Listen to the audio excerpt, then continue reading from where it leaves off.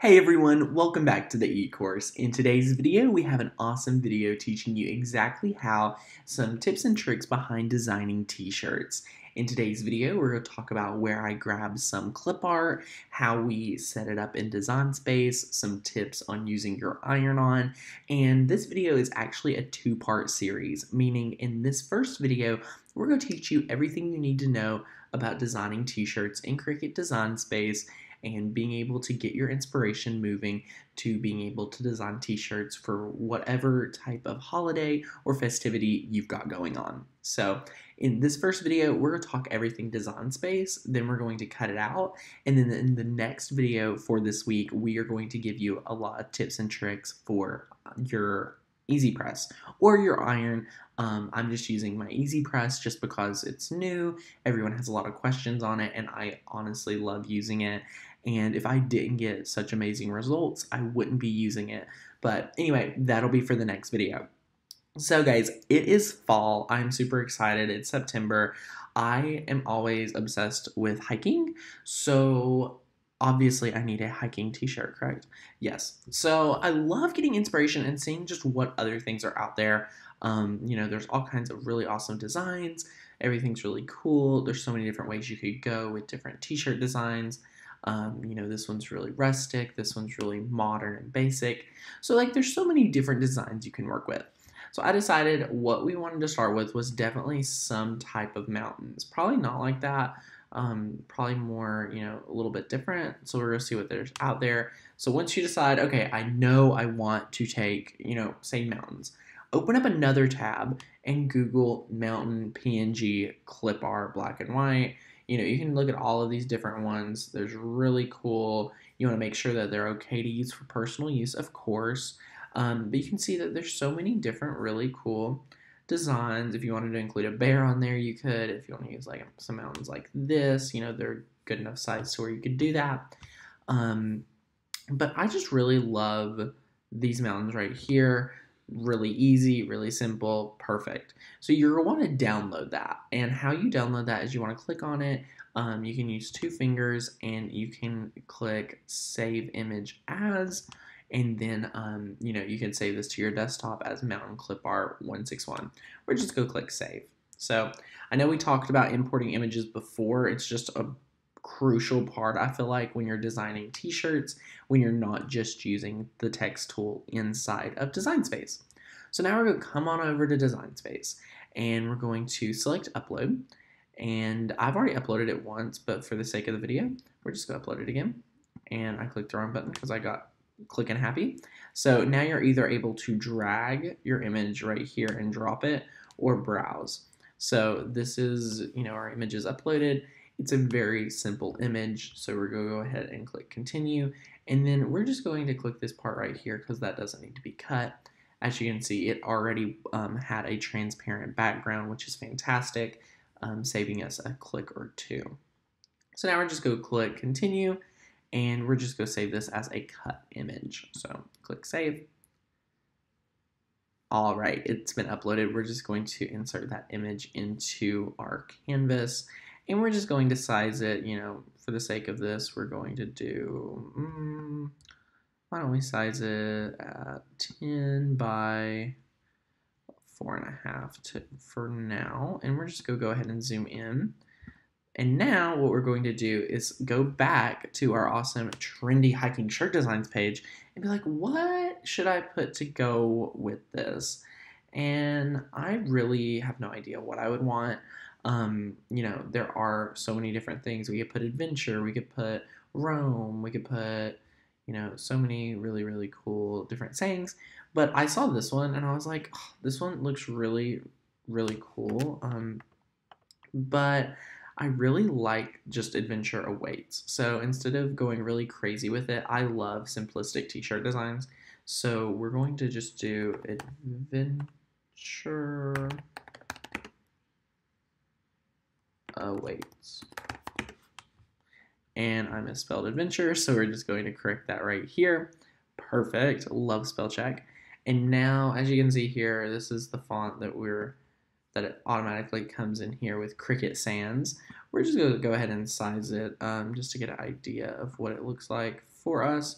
And then, if this font did work well for what you needed, you could do that. But I actually want to use a different Cricut font. So you can kind of scroll through here, see what all fonts Cricut has to offer. And if you know of one particular, like I do, you can type it right here. And I want to use Cricut Keystone. So this is the Cricut Keystone font. I don't know, this font just feels like it's perfect for anyone that's going to be outdoors and adventurous. So I love it.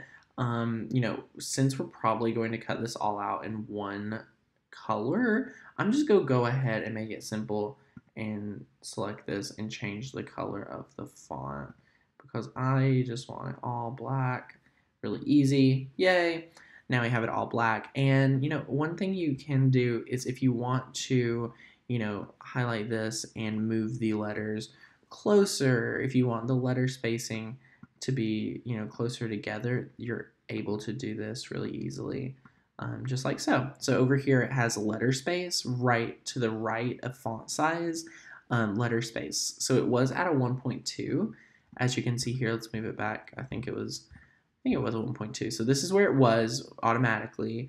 Now we're able to size it down and bring it to right about here. I think it looks a lot better. It lines up well too, right under here. And now what I do want to talk about is, let's say for about a year, I had no idea this was a feature. That's why we're going to talk about it today. So let's say for some reason we wanted Adventure Awaits to be on 2 different lines.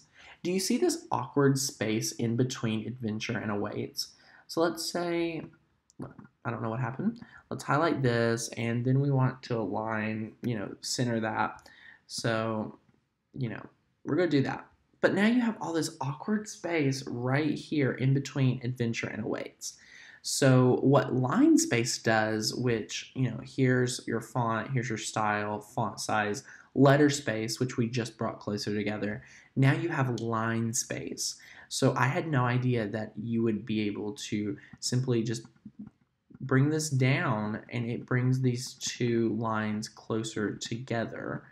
And I love that feature. I had no idea that was a feature, so I feel obligated to share it with you, because what I honestly used to do would be duplicate this text and then create another text box for the line below it.